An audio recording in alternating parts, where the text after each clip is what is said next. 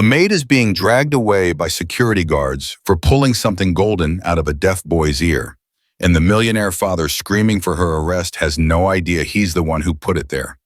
For 9 years, Harold Clements lived in total silence while his father spent millions searching for a cure, never knowing that the experimental implant he'd funded was the very thing blocking his son's hearing. The moment Shirley Hamilton's fingers closed around that glowing thread and pulled, she didn't just give a boy back his voice. She exposed a conspiracy that had buried 47 children in engineered silence. The millionaire's son sat frozen on the velvet chair, eyes wide with shock, while the maid's trembling fingers held something no doctor had ever seen before. A golden thread, thin as hair, glowing faintly in the afternoon light. "Shirley, what have you done?" The head butler's voice cracked with disbelief. Footsteps echoed through the marble halls. Mr. Stephen Clements, the man whose fortune could move mountains, burst through the doorway, his face drained of color. "What happened to my son?" he demanded, his voice sharp enough to cut glass. Shirley's hands shook as she looked up, tears pooling in her eyes. "I didn't hurt him, sir," she whispered. "I swear, I was trying to save him." "Save him?" Stephen's voice thundered through the mansion. "You touched my son with a pin? You went near his ear without permission?" Shirley slowly lifted her palm. Inside lay something that defied explanation. A delicate golden filament, alive with light, pulsing as though it had a heartbeat of its own. The room fell silent. Even the guards who had rushed in took a step back, their faces pale. The air grew thick, suspended, until a soft sound shattered everything. "Dad!" It came from Harold, the same boy who had lived in silence for 9 years. The same boy who had never heard a single sound, never spoken a single word. For a heartbeat, no one moved. Not the guards, not the butler, not even Stephen Clements. And that was when he realized the maid had just done what millions of dollars could not. Dear viewers, this is a story about silence, secrets, and the kind of miracle that money cannot buy. Stay with me until the end, because what happens next will break your heart and rebuild it, and remind you that sometimes the greatest healing comes from those we least expect. Do subscribe, join our loving global family, and tell us where you are watching from. The Clements estate was a palace where even footsteps whispered, every surface gleamed, every chandelier hung like frozen tears of gold. Yet beneath all that beauty lived a hollow ache no amount of wealth could fill. Servants moved like shadows, careful not to disturb the quiet. They said Mr. Stephen Clements preferred it that way. But the truth was simpler and sadder. The silence in the mansion was not a choice, it was a prison. Stephen Clements was a man who controlled empires. His name appeared in boardrooms, headlines, and charity galas. But behind the tailored suits and polished smile was a father who woke every night in cold sweat, haunted by one sound he could never hear: his son's voice. Harold was 9 years old. He had been born deaf. No specialist, no experimental surgery, no research lab across 3 continents had changed that. Stephen had spent years chasing hope in hospital corridors, writing checks that made doctors promise miracles. Each time he returned home to the same suffocating silence. Harold had never heard rain against glass, never heard his father's voice call his name, never laughed out loud. The only sounds he knew were the ones he imagined when he watched people's lips move, trying to piece together a world he could never touch. The mansion staff had learned to communicate with him through careful gestures, though most didn't bother. Some pitied him. Others avoided him as if his silence carried a curse. But one person saw him differently. Her name was Shirley Hamilton. Shirley was new to the estate, a woman in her early 30s with gentle eyes and hands worn from years of hard work. She had taken the job after losing her sister's medical bills consumed what little savings she had.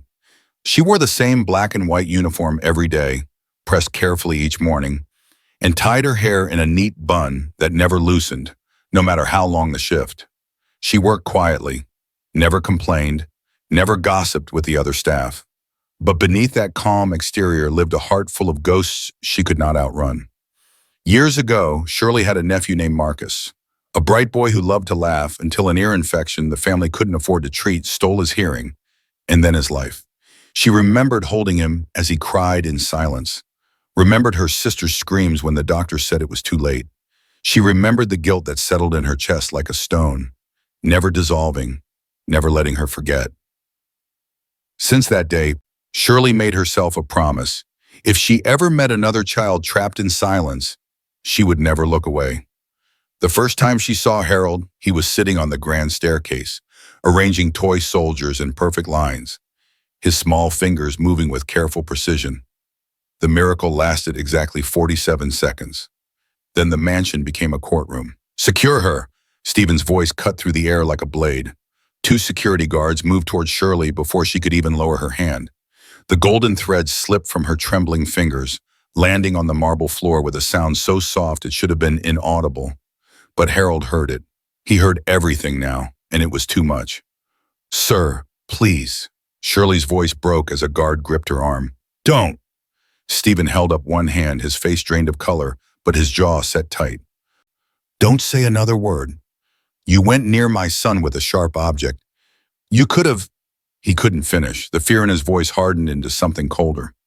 "Someone call Dr. Morrison and get that thing into a container. Now." The head butler appeared with latex gloves and a clear evidence bag, handling the golden filament as if it might explode. It coiled inside the plastic, still faintly glowing, catching the chandelier light like captured starlight. Harold watched it disappear into the bag, his new hearing turning every sound into an assault. The crinkle of plastic, the shuffle of shoes, his own heartbeat hammering against his ribs. "Dad?" His voice came out small and uncertain. He reached for his father's sleeve. Stephen pulled Harold close, his hand landing heavy on the boy's shoulder. "It's okay, you're okay. We're going to fix this." But his eyes never left Shirley. "Get her out of my sight." The words hit Shirley like a physical blow. She stumbled as the guards led her toward the hallway, her maid's uniform suddenly feeling like prison clothes. Behind her, she could hear the mansion staff emerging from doorways, whispering, gasping, their voices weaving together into a tapestry of judgment. "Did you see what she did? Touched the boy with the pin. Always thought she was strange. Could have blinded him." Harold twisted in his father's grip, his eyes frantically searching for Shirley's face in the crowd. The word caught in his throat. His tongue felt clumsy, unpracticed. 9 years of silence couldn't be undone in minutes. "She helped." "Shh." Stephen's grip tightened, not cruel but desperate. "Don't try to talk yet. Let the doctors check you first." But Harold's new ears wouldn't stop listening. The grandfather clock in the hall chimed, each gong driving through his skull like a nail. Shoes clicked against marble. Someone coughed. A door slammed somewhere upstairs, and Harold flinched as if struck. The world wasn't gentle. It was chaos wrapped in noise, and every sound cut like glass. Dr. Morrison arrived within 20 minutes, flanked by 2 specialists Stephen kept on permanent retainer. They swept into the drawing room where Harold sat, surrounded by medical equipment that had been rushed from the estate's private clinic. The golden filament rested on a steel tray, glowing accusingly under the examination lamp. "Explain what happened." Dr. Morrison's voice was clinical, measured. "From the beginning." Stephen gestured toward the hallway where Shirley waited, flanked by guards. "The maid pulled something out of my son's ear. With a pin." "A filament," one of the specialists murmured, leaning over the tray. "Conductive material, possibly metallic compound." He exchanged a glance with Dr. Morrison. "We should run a CT scan immediately." "If there's residual material, he can hear," Stephen interrupted. "My son can hear." He spoke. The doctors fell silent. Dr. Morrison studied Harold carefully. "That would be highly unusual. May I?"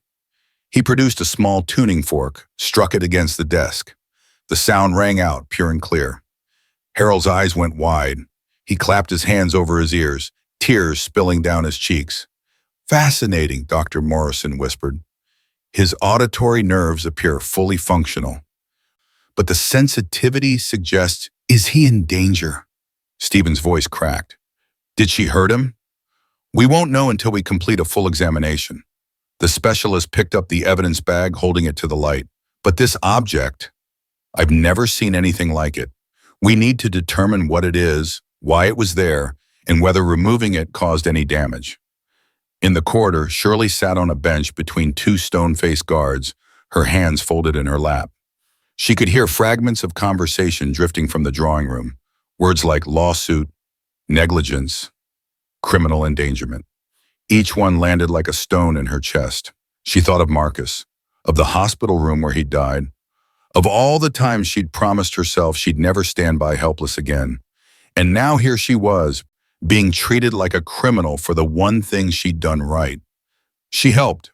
Harold's voice carried from the drawing room, stronger this time, but still rough. She helped.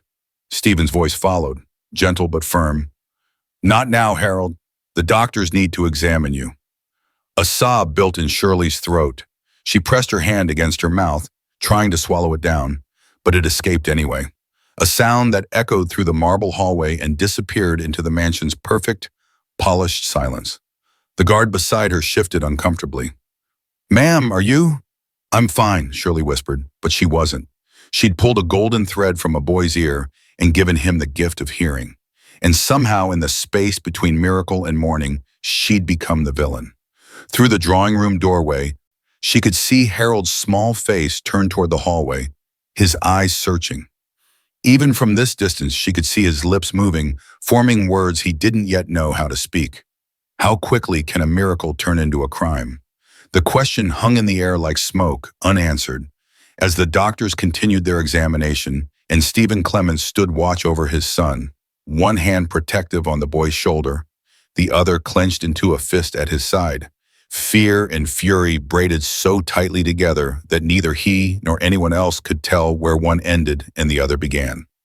The hospital swallowed them whole. Harold sat rigid in the sterile examination room, his small hands gripping the edges of the paper-covered table. Every sound in this place was violence.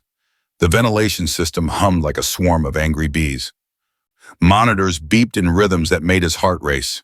Someone dropped a clipboard in the hallway, and the clang sent him curling inward, hands pressed against his ears. Please, he whispered, the words still strange in his own mouth. Too loud.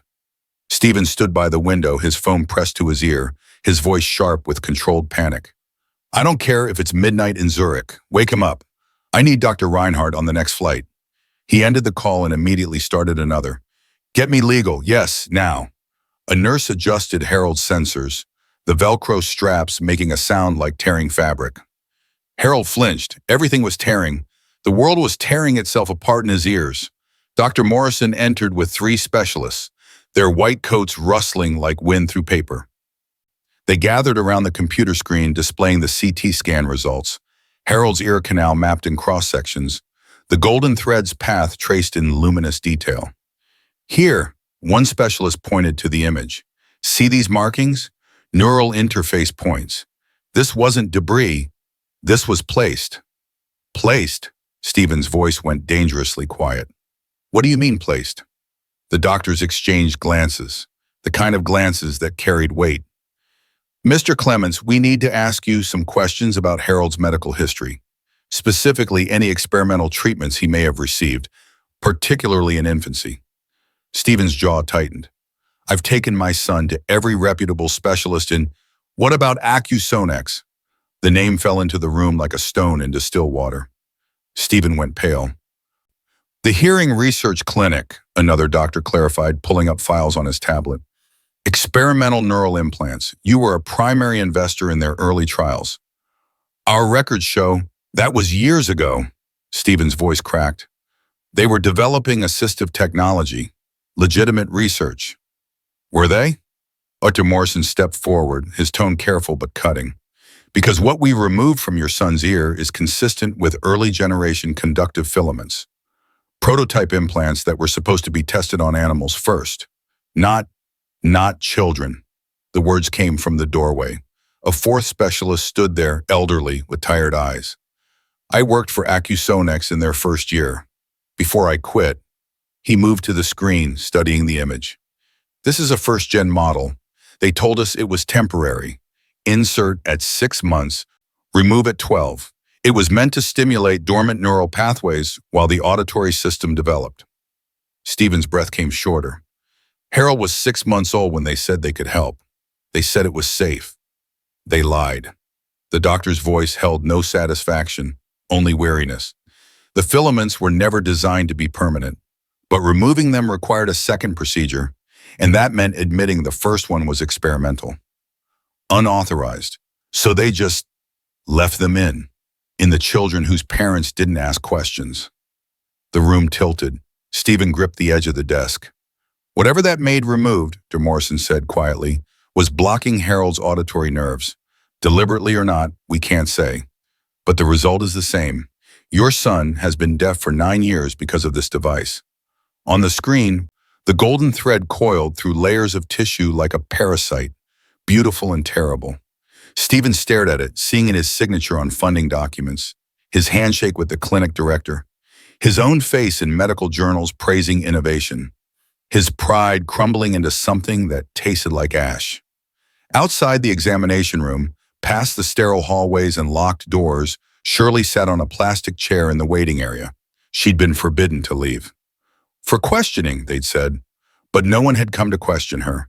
She just sat, her uniform wrinkled, her hands folded, her lips moving in silent prayer. Let the truth speak louder than his wealth. Please, let them see. Through the walls, she could hear muffled voices, medical terminology she didn't understand, but she recognized anger when she heard it, and fear, and something breaking. At the hospital's front entrance, news vans were already setting up. Someone had leaked the story. Millionaire's son mysteriously healed. Maid detained. Reporters shouted questions at staff members leaving their shifts. Camera lights cut through the darkness. Inside, Harold began to cry. The sound was soft at first, just small, hitching breaths. But in his new hearing, amplified by fear and exhaustion and the overwhelming noise of the world, his own sobs became deafening. They echoed off the hospital walls, off the equipment, off his father's stricken face. Tears sounded like rain on glass. That's what Harold thought. Each drop a tiny impact, musical and sharp. He cried harder, and the sound filled the room, and for the first time in 9 years, his father could hear his son's pain. Stephen sank into a chair beside the examination table. His hands, which had signed billion-dollar deals without trembling, shook as he reached for Harold. I'm sorry, he whispered. I'm so sorry. The specialist stepped back, giving them space. On the screen behind them, the golden thread glowed in its digital rendering, evidence of ambition that had become imprisonment, innovation that had stolen silence. Dr. Morrison cleared his throat. Mr. Clements, we'll need to run more tests. If there are residual filaments, we'll need to do whatever you need to do. Stephen's voice was hollow. Just help him. We will, but you should know, the woman who removed this, she may have saved his hearing. If it had stayed much longer, the nerve damage might have become permanent. The words hung in the sterile air, reshaping everything.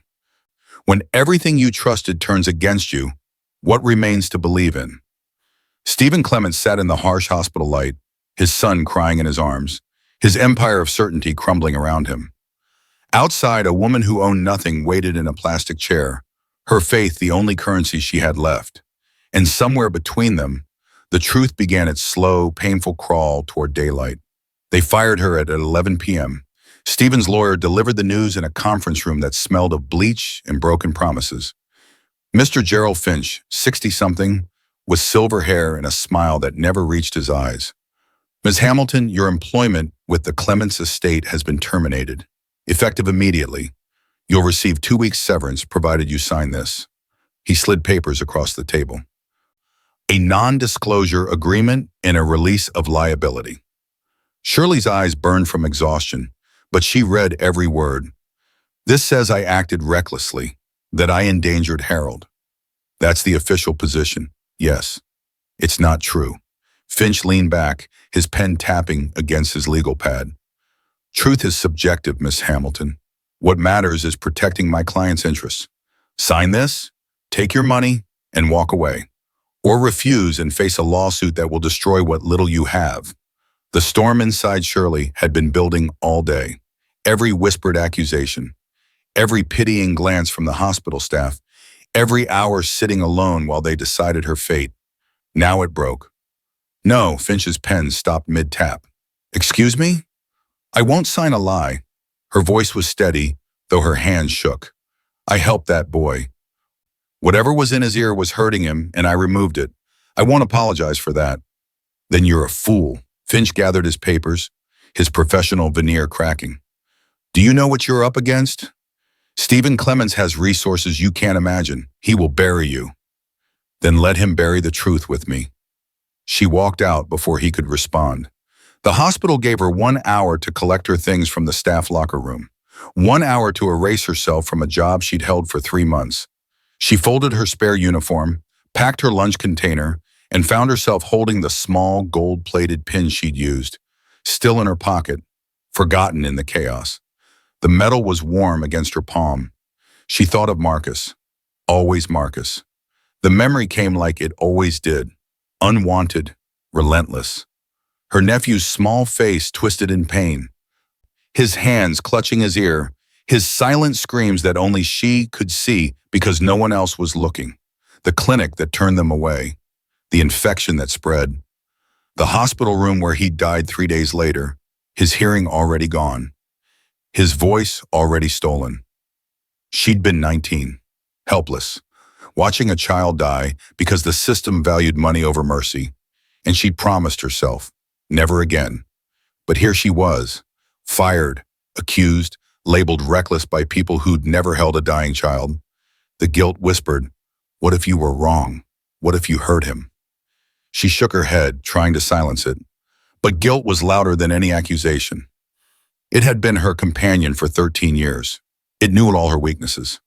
At midnight, unable to sleep in the cheap motel room her severance money had purchased, Shirley returned to the hospital.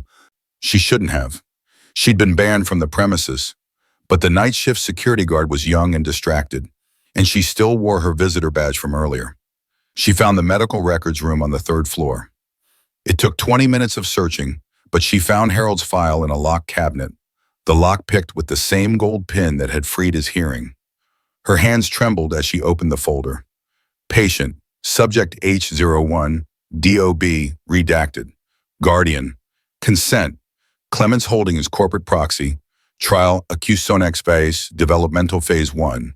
Status, active implant, monitoring suspended after 18 months, page after page of clinical notes. Observations about the subject's adaptation and acceptable tolerance levels. Charts tracking his development like he was a lab rat, not a child. And at the bottom of the consent form, Stephen Clemens' signature, but dated 3 months after the procedure. He hadn't known. They'd used his money, his name, his son, and kept him in the dark. Shirley's breath caught. Harold wasn't just deaf. He was an experiment, a test case filed away and forgotten when the trial lost its funding. She photocopied everything with shaking hands and left before anyone noticed. The next morning, she returned to the hospital one last time.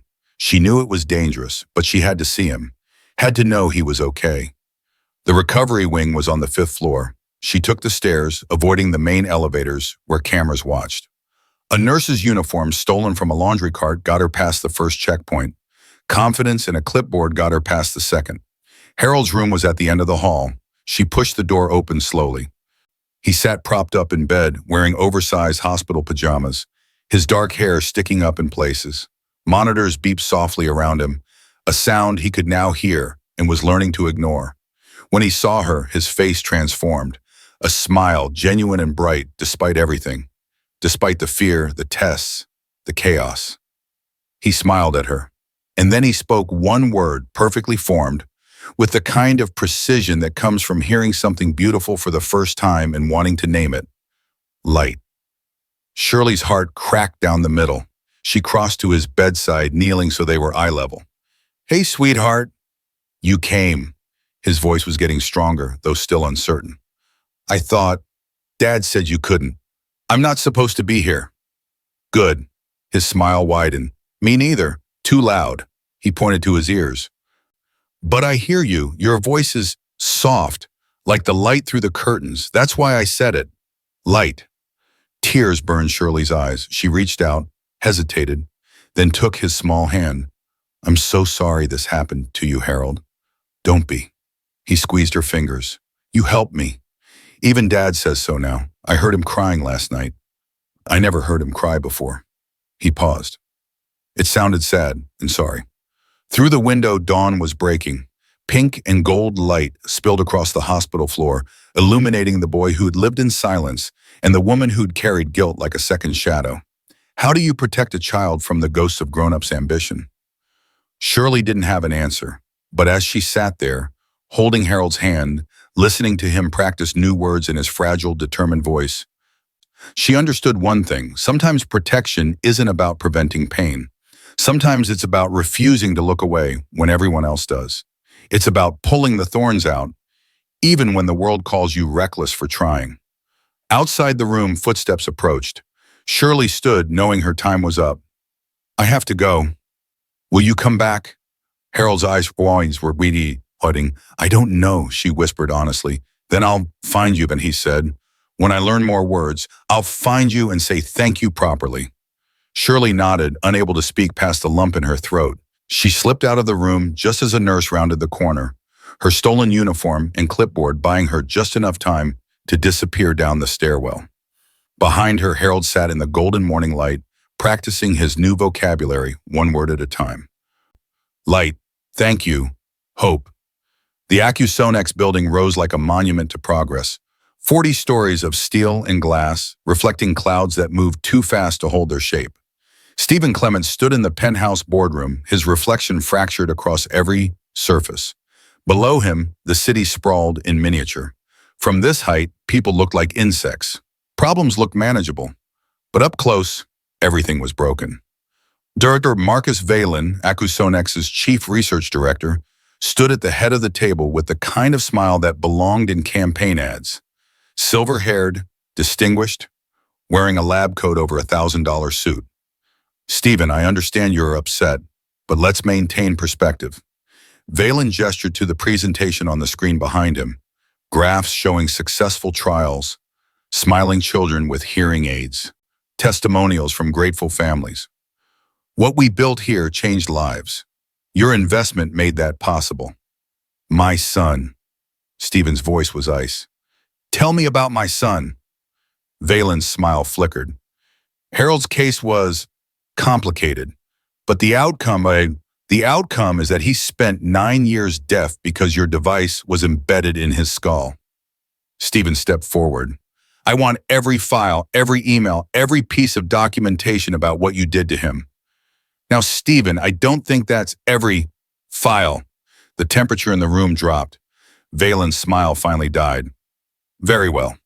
They brought the documents in boxes. Years of research, neatly archived. Stephen started reading at 10 a.m.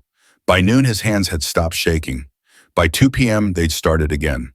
Trial HC7, subject unresponsive to stimuli after 6 months. Discontinued. Trial HC11, adverse neural response. Subject relocated to foster care. Trial HC19, implant rejection. Subject deceased, age 4. Page after page of clinical language that tried to hide the truth. These were children, and they disappeared. Relocated meant hidden. Discontinued meant abandoned. Adverse response meant screaming. Stephen found an email chain from 7 years ago. His own name in the subject line. Clements boy, extraction recommended, from Dr. L. Roman to M. Valen. The filament in subject H01 shows signs of integration failure. Removal advised before permanent damage occurs. Recommend scheduling extraction within 60 days. Reply from M. Valen. Negative. Clements is our largest investor. Any suggestion that his son experienced complications will trigger investigation into the entire program. Device stays in place. Monitor remotely and suppress symptoms as needed. Increase family consultation fees to maintain confidence. The world tilted. Stephen gripped the edge of the desk, the words swimming before his eyes. They'd known. For 7 years, they'd known Harold needed the device removed, and they'd left it in place to protect their funding. His funding. Another document. Bonus structures. His signature at the bottom, authorizing performance incentives for successful long-term implantation trials. He'd paid them to keep his son deaf. Mr. Clements? A young technician stood in the doorway, pale and trembling. I need to tell you something. Stephen looked up, his face a mask of barely contained rage. The technician stepped inside, closing the door. My name is David Chen. I worked on the original filament design. I quit 3 years ago, but I should have spoken up sooner. Then speak now. David's voice cracked. The filaments were never meant to be permanent. The design specs required removal between 12 and 18 months. After that, they begin integrating with nerve tissue. They become, he swallowed hard. They become part of the body. Extraction gets dangerous, but more importantly, they start blocking signals instead of conducting them. Why? Stephen's voice was a whisper. Manufacturing defect. The conductive material degrades, turns inhibitory. We discovered it in animal trials. But by then, human testing had already begun. Dr. Valen said we'd fix it in production. He said the early subjects would be fine. David's hands trembled. But we never fixed it. We just stopped monitoring. Moved on to the next trial. The children who already had implants, like your son, they were classified as acceptable losses. Stephen stood slowly. Through the glass walls, he could see Valen in his office, on the phone, laughing at something. How many? 47 children. 12 are still alive. Most of the families never knew their children were in trials.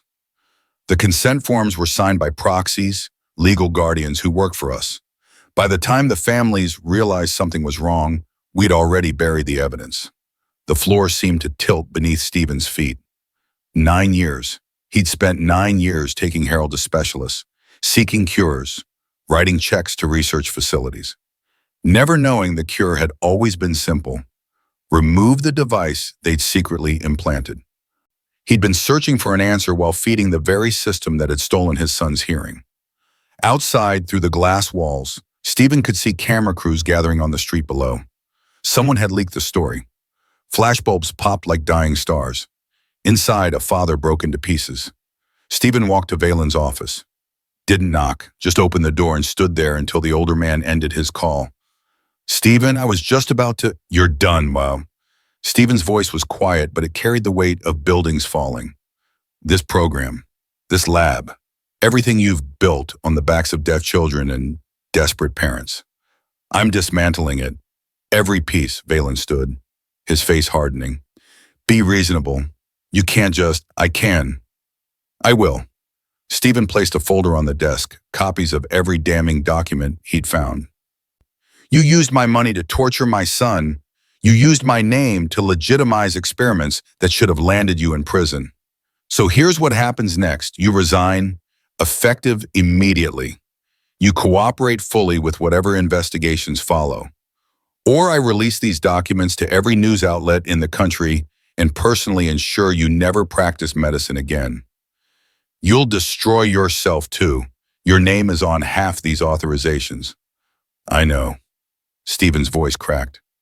I'll live with that. Can you? Valen stared at him, recognition dawning. This wasn't negotiation. This was a man with nothing left to lose. What do you want? Justice, restitution, every family contacted, every child still alive given proper medical care. On my dime. Stephen moved toward the door, then paused. And one more thing. That maid you had me fire? Shirley Hamilton? She's the only person in this entire nightmare who did the right thing. While we were playing God with children's lives, she was saving them. He walked out, leaving Valen standing in his glass tower, a monument to ambition that had become a tomb. Outside, reporters shouted questions. Inside, Stephen Clements stood in the elevator, watching his reflection descend through 40 floors of failure. What price do you pay to reclaim the sound of your own conscience? Everything, he thought. And it still wouldn't be enough. But it was a start. The clock on the wall ticked like a heartbeat. Harold lay in the hospital bed, his eyes fixed on the second hand's journey around the numbered face. Tick, tick, tick. Each sound discreet, precious, a miracle he'd only known for 3 days. 23, he whispered. 24. 25. What are you counting, sweetheart? Shirley sat in the chair beside his bed, her hand resting gently over his heart. She'd returned that afternoon, escorted by Stephen himself, the termination paperwork torn up and forgotten. Seconds. They sound like like tiny doors closing, one after another. Harold turned to look at her, his eyes too old for his 9 years. Tomorrow, will I still hear them? Shirley's throat tightened. The doctors are going to make sure you do. But what if they can't? His voice trembled. What if I go back to silence? She guided his breathing the way her mother had taught her years ago, hand over heart, slow and steady. Then we'll face that together. But I believe you're going to be fine. How do you know? Because you're brave, and brave things tend to work out. She didn't believe it. Not entirely. But sometimes faith was less about certainty and more about refusing to let fear speak louder. From the doorway, Stephen Clements stood watching. He'd been there for an hour, afraid to blink, afraid that if he looked away for even a moment, something terrible would happen. His suit jacket hung over the chair by the door, his tie loosened, his usually perfect hair disheveled. He looked like a man who'd forgotten how to hold himself together. Dr. Morrison appeared beside him, clipboard in hand. Mr. Clements, we need to discuss the procedure one more time. They stepped into the hallway, but Stephen kept the door open, his eyes never leaving his son.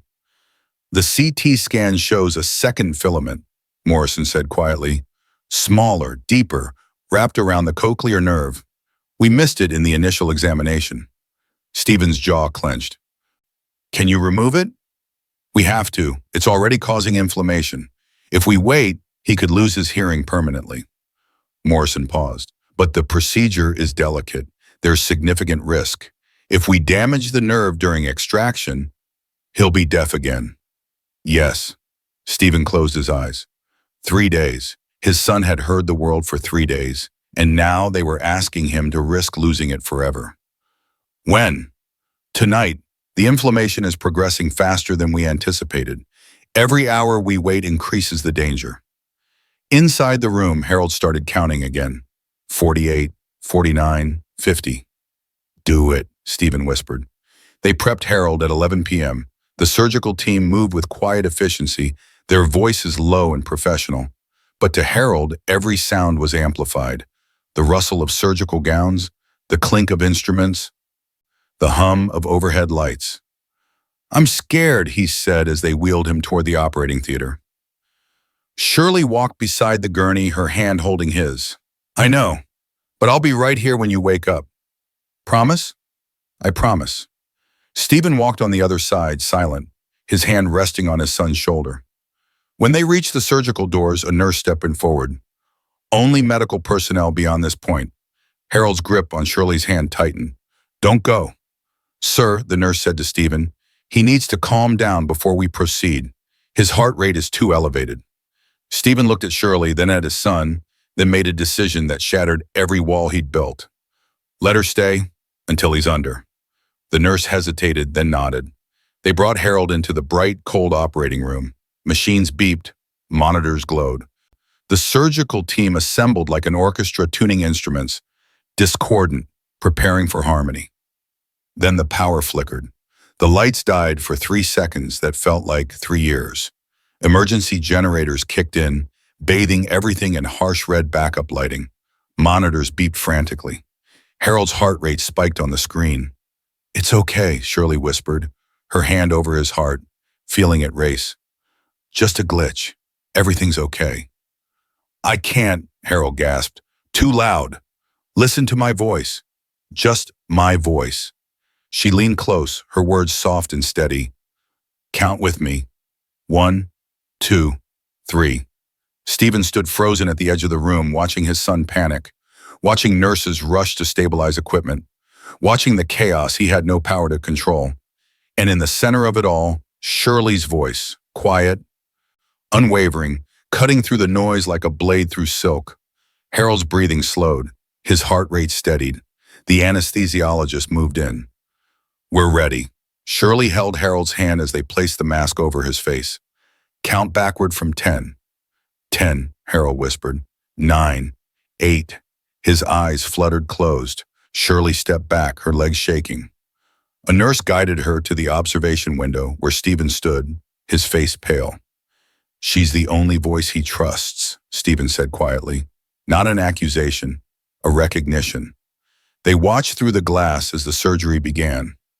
The surgeon worked with microscopic precision, instruments moving in fractions of millimeters. On the monitor, they could see the golden filament coiled around nerve tissue, pulsing faintly under surgical lights. Minutes stretched into hours.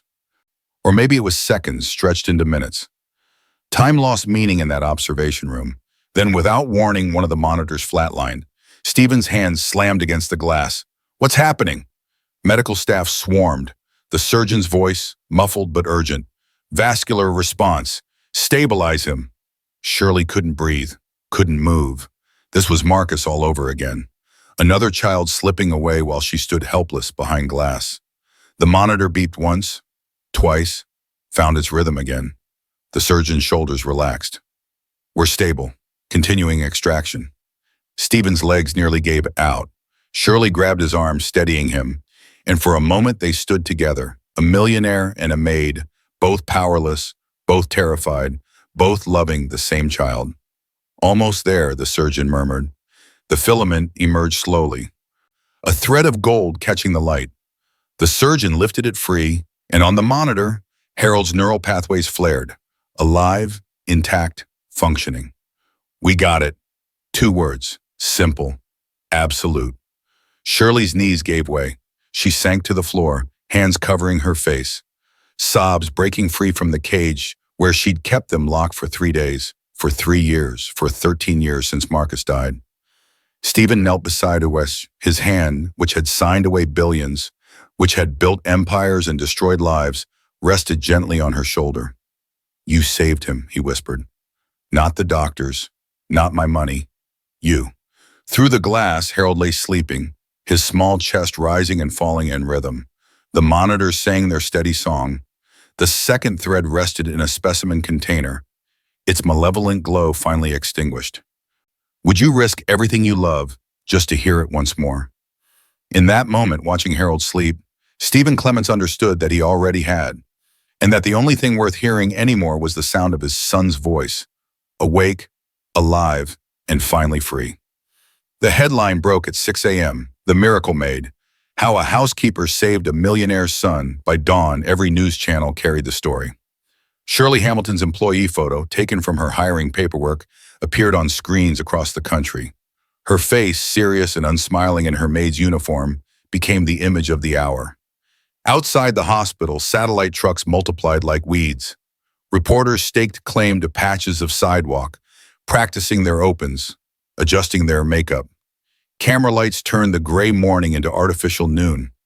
Inside, Harold pressed his hands over his ears. "Too many," he whispered. Even through the hospital walls, the noise found him. Shouted questions, idling engines, the helicopter hovering overhead, getting aerial footage. The world had discovered his miracle, and now it wanted to devour it. Stephen closed the blinds, dimming the room. "We can move you to another floor, somewhere quieter." "Everywhere is loud." Harold's voice was small.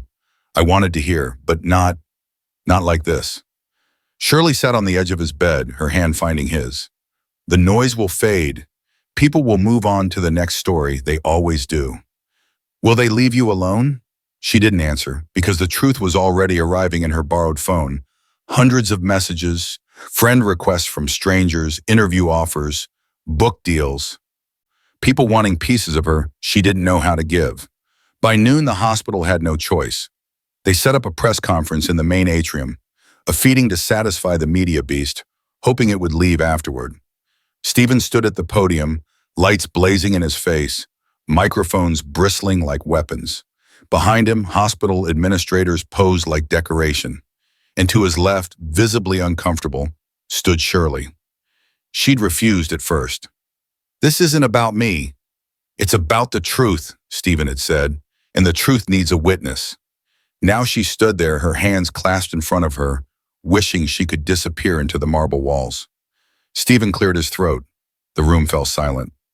3 days ago, my son Harold received a miracle. Not from doctors, though they did their part. Not from money, though God knows I tried to buy one for 9 years. His voice cracked. The miracle came from a woman I'd hired to clean my home. A woman whose name I barely knew. A woman I fired for saving my child's life. Murmurs rippled through the crowd. Cameras clicked like mechanical insects. I built empires, Stephen continued. Towers that scraped clouds, developments that changed skylines, and all of it was silent. Silent because I was deaf to the truth that my son's condition was caused by my own ambition, my own investment in research that treated children like test subjects. He looked directly into the cameras. But she spoke truth. Shirley Hamilton saw what no one else saw, acted when everyone else looked away, and refused to be silent when silence was more profitable. He turned, gesturing to Shirley. She is not a miracle worker. She's better than that. She's a person who paid attention. And in a world that profits from our looking away, that might be the rarest gift of all. The questions erupted like gunfire. Ms. Hamilton, did you know what was in the boy's ear? Ms. Hamilton, are you trained in medical procedures? Ms. Hamilton, what do you say to critics who call this reckless? Shirley stepped forward, her voice barely audible above the chaos. I say, I saw a child in pain, and I helped him. That's all. But weren't you afraid of the consequences? She met the reporter's eyes. The only consequence I was afraid of was doing nothing. By evening, the internet had split into warring factions. At that Truth Seeker 2025, she's a hero. The rich man would have kept that kid deaf forever to protect his investment. She saved him. At skeptical, mine. Untrained person performs medical procedure on a child. That's not heroism, that's assault. She got lucky. At my mom of 3, this woman saw my son last year. She has a gift. She knows. At Realist Rick. Another viral story we'll forget in a week. Meanwhile, actual medical professionals are being ignored. The comments multiplied. Thousands, then tens of thousands. Some called her a saint. Others called her dangerous. The discourse machine ground forward, reducing her story to talking points, her life to content. But beneath the noise, something else was happening. Parents of deaf children were finding her. Their messages came with photos. Children with hearing aids, children signing, children living in silence. The messages said the same thing in different words. Thank you for seeing. Thank you for trying. Thank you for not looking away. One message from a mother in Ohio. My daughter has had headaches for months. Doctors say it's migraines. But after seeing your story, I asked them to check her ears. They found an old infection deep in the canal causing pressure. They're treating it now. You saved her from years of pain. Thank you. Shirley read the messages in Harold's hospital room, tears streaming down her face. Steve is sat on the other side of the bed, reading his own phone. Emails from lawyers, interview requests, PR consultants advising him how to manage the narrative. He deleted them all. Between them, Harold sat with a notebook, practicing his letters. His handwriting was clumsy, unpracticed, but determined. He'd been working on the same 2 words for an hour. Finally, he held up the page. Thank you. The letters wobbled. The spacing was wrong. But the meaning was perfect. Shirley took the notebook, her vision blurring. Oh, Harold. I'm learning, and he said, Dr. Morrison says I can start speech therapy next week. Real words, full sentences. His face grew serious. I want to tell people what you did, so they can't lie about it. You don't have to, but I want to. Outside the window, the city roared. Traffic, voices, construction, life. The world kept shouting its stories, spinning its narratives, dividing its truth into digestible pieces. But inside room 507, 3 people sat in relative quiet. A millionaire who'd learned that empires meant nothing without integrity. A maid who'd discovered that faith sometimes required disobedience. And a boy who was learning that sound, without meaning, was just noise. Shirley looked at Stephen. He looked back. No words needed. They'd been through fire together, and somehow they'd both survived. Harold leaned against Shirley's shoulder, his breathing evening out as exhaustion claimed him. His notebook slipped from his fingers. On the open page, he'd written one more word over and over in careful, crooked letters. Light, light, light, light, light. When truth finally makes noise, can your heart stay steady enough to hear it? Shirley closed her eyes. Outside, reporters packed up their equipment. The story was already aging. Tomorrow would bring fresh headlines, new miracles, different heroes. But in this moment, In this room with this child sleeping between them, she found her answer. Not steady. Hearts were never meant to be steady. They were meant to break open again and again until there was room enough for everyone's truth, even when it hurt. Especially when it hurt, because that's what love required. The east wing of the Clements mansion had always been closed, furniture covered in white sheets, windows shuttered, silence gathering like dust. Now it buzzed with life. Workers removed the sheets, revealing examination chairs and audiometry equipment. Electricians wired new lighting. Painters covered the aristocratic cream walls with something warmer. Soft blue, the color of hope before dawn. Above the entrance, installers mounted a sign in brushed steel letters. The Hamilton Clements Foundation. Every child deserves to hear. Shirley stood in what would become the reception area, clipboard in hand, coordinating the chaos. She wore professional clothes now, a simple blouse and slacks that Stephen had insisted on buying. You're a director, not a maid, he'd said. She still felt like she was playing dress-up, but the mothers who came for screenings didn't seem to notice. Ms. Hamilton? A volunteer approached. We have 17 families scheduled for tomorrow. Should I add more slots? How many are on the wait list? 43. Shirley's chest tightened. 43 children who might be living with pain no one had bothered to investigate. Add 6 more slots. We'll make it work. Across the converted ballroom, Stephen stood in his study, phone pressed to his ear, his voice tight with controlled fury. I understand your concerns, Richard, but this foundation isn't negotiable. The voice on the other end was sharp, entitled. You're alienating every research investor in the country. Accusonex was legitimate science. Accusonex experimented on children without proper consent. If you can't see the difference between innovation and exploitation, then I don't want your money in my developments anyway. You'll regret this, Stephen. Business is about relationships. Then consider our relationship terminated. He ended the call. The phone immediately rang again.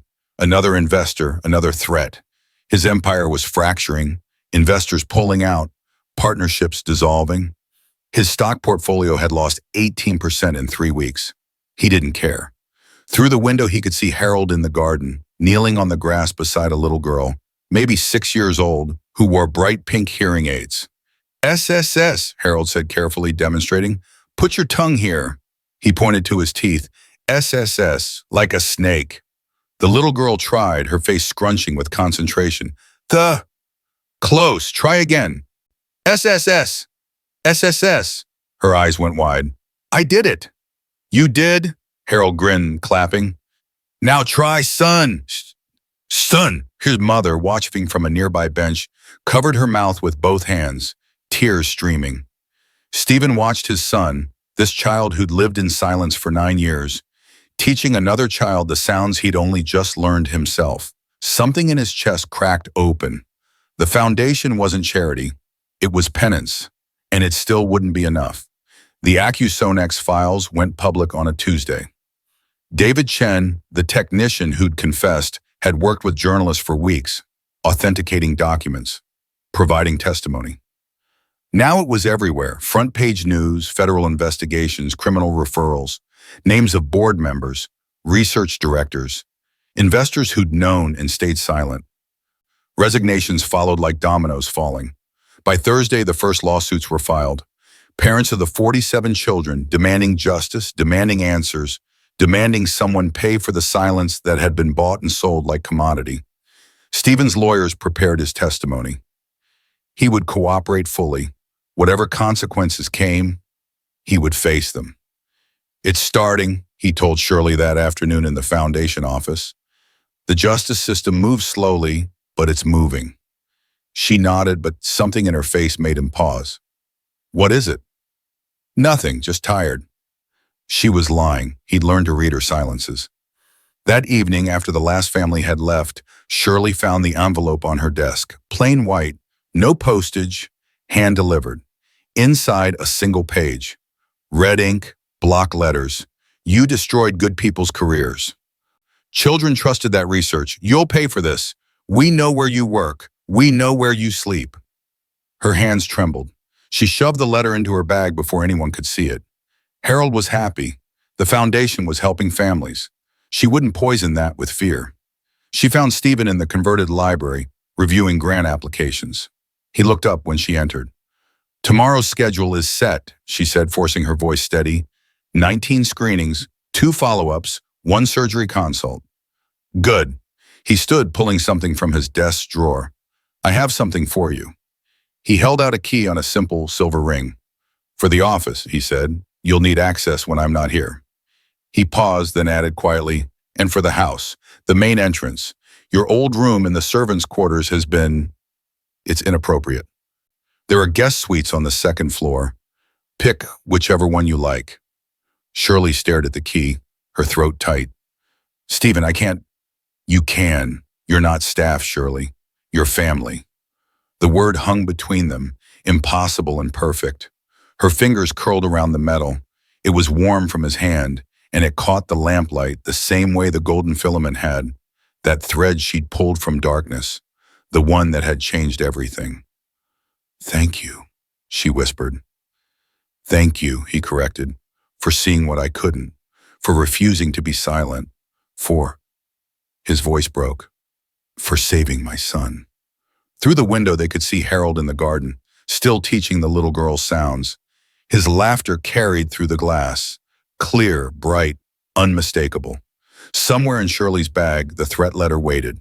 Tomorrow, she'd show it to Stephen. Tomorrow, they'd deal with it together. But tonight, she stood in the library of a mansion that had once been a prison of silence, holding a key that meant belonging, watching a child who'd found his voice help another child find hers. Sometimes the smallest thread becomes the bridge between strangers and family. Sometimes courage is just refusing to look away. And sometimes in the space between miracle and mourning, broken people find a way to become whole. The key gleamed in her palm, shining like hope pulled from impossible darkness. She slipped it onto her keychain next to the gold pin she still carried, the one that had started everything. 2 pieces of metal, 2 tools that had opened what was locked, 2 threads that had woven strangers into something that looked like home. Spring arrived like a promise kept. The gardens bloomed in riots of color, tulips and daffodils, azaleas spilling over stone borders. The fountain in the courtyard, silent for years while Stephen mourned his son's deafness, now sang with restored pipes. Water arced and splashed, catching sunlight, making music. Inside the mansion, the Hamilton Clements Foundation prepared for its first celebration. White tents dotted the lawn. Caterers arranged tables. A string quartet tuned their instruments in the corner of the ballroom. Real music, filling spaces that had only known silence. The converted East Wing gleamed with purpose. Examination rooms ready. Waiting rooms filled with toys and books and hope. 73 children had been screened in 3 months. 14 had required intervention. Infections found. Obstructions removed. Hearing restored or improved. 14 families who'd been told nothing can be done now heard their children's voices, and tonight they'd all returned to celebrate. Harold stood in his bedroom, struggling with his tie. He was almost 10 now, taller than he'd been 6 months ago, his face losing its childish roundness. His fingers fumbled with the silk. "Here!" Shirley appeared in the doorway, crossing to help. Her dress was simple but elegant, deep blue, Stephen's choice, though she'd protested. "You don't have to dress me up like I'm someone important." "You're someone important," he'd said, and that had been the end of the argument. And now she fixed Harold's tie, her hands steady and sure. "Nervous?" "A little." He met her eyes in the mirror. "What if I forget the words?" "Then you start over. Everyone out there loves you. They'll wait." "What if my voice cracks?" "Then it cracks." She smoothed his collar. "Harold, you've already done the bravest thing, learning to hear a world that's too loud and loving it anyway. A speech is nothing." He nodded, but his hand still trembled. The celebration began at sunset. Families filled the ballroom, parents and children, doctors and volunteers, people whose lives had intersected with this impossible story. Reporters lingered at the edges, invited this time, documenting not tragedy, but transformation. Stephen stood at the podium, his voice steady but soft. 6 months ago, this house was a tomb, beautiful, expensive, and dead. Tonight, It's alive. And that's because of two people. He gestured to Harold and Shirley, standing together near the front. My son, who taught me that courage sounds like a child's first word. And Shirley Hamilton, who taught me that seeing clearly is more valuable than seeing wealth. Applause rippled through the room, but I'll let Harold tell you the rest. Stephen stepped aside. Harold walked to the podium, his legs shaking but carrying him forward. Shirley had offered to go with him. He'd refused. I need to do this alone. The microphone was too high. Stephen adjusted it, then stepped back. Harold looked out at the sea of faces. In the back, he spotted the little girl with pink hearing aids, the first child he'd taught to make sounds. She waved. He waved back. Then he began. I lived in silence for 9 years. His voice was clear now, stronger than it had been that first day. Not because I was broken, because someone broke me and then forgot to fix it. He paused. But someone else remembered to care. He found Shirley in the crowd. She stood near the window, tears already streaming. There are 3 words I want to say tonight. Words I practice every day. Words that mean everything. He took a breath. Hope, faith, Shirley. The room erupted in applause. But Harold wasn't finished. Hope is what my dad never lost, even when he should have. Faith is what Shirley carried when no one else would. And Shirley, his voice cracked, but he pushed through. Shirley is the person who taught me that love sounds like someone refusing to look away. Stephen pressed his hand to his mouth, tears spilling freely. He'd built towers, negotiated billions, stood before boards and councils without flinching. But his son's voice, clear, strong, grateful, unmade him completely. The crowd stood applauding. But beneath the applause was something else. Laughter, not mocking or nervous, but the kind that heals, children giggling, parents chuckling through tears, joy bubbling up from places that had been dark too long. The loudest sound in the mansion was no longer silence. It was life, messy and loud and perfect. Later, when the speeches ended and the party spilled into the gardens, Shirley slipped away. She found herself on the second-floor balcony, the one overlooking the fountain. Music drifted up from below, the quartet playing something light and hopeful. Voices mingled with the splash of water. Harold's laugh rang out unmistakable as he chased another child through the flowers. Shirley leaned against the railing, breathing in spring air, listening to the echoes of a house reborn. Her hand found the key in her pocket, the one Stephen had given her months ago. She pulled it out, turning it in the evening light. The metal caught the sunset, glowing gold, the same color as the thread she'd pulled from Harold's ear. That filament had been meant to destroy. But in removing it, she'd built something instead. A bridge, a family, a purpose. Behind her footsteps, Stephen appeared carrying 2 glasses of champagne.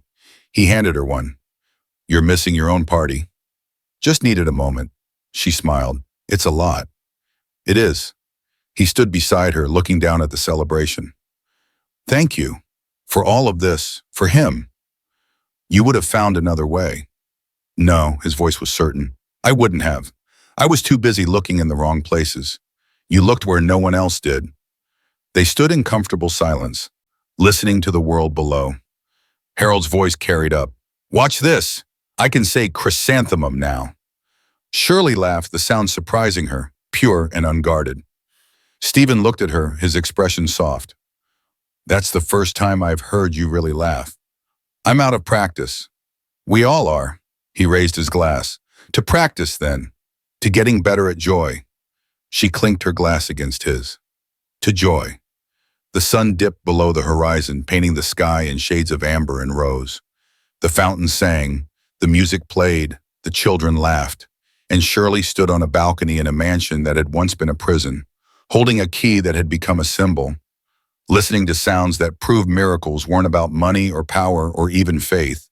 They were about one person deciding to pay attention, one person deciding that a child's pain mattered more than rules, one person pulling a thread from darkness and finding light on the other side.